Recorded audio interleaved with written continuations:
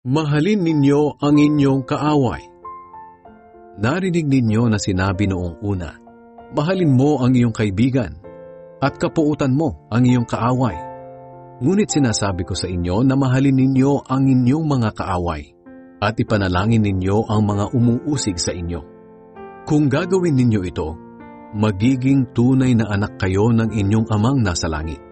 Sapagkat hindi lang sa mabubuting tao niya pinapasikat ang araw, kundi pati na rin sa masasama. At hindi lang ang matutuwid ang binibigyan niya ng ulan, kundi pati na rin ang mga hindi matuwid.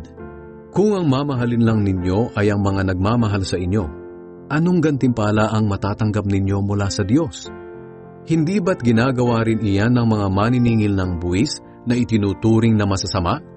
At kung ang binabati lang ninyo ay ang mga kaibigan ninyo, ano ang ginawa ninyo na nakakahigit sa iba? Hindi ba't ginagawa rin iyan ng mga taong hindi kumikilala sa Diyos? Kaya dapat kayong maging ganap, tulad ng inyong amang nasa langit.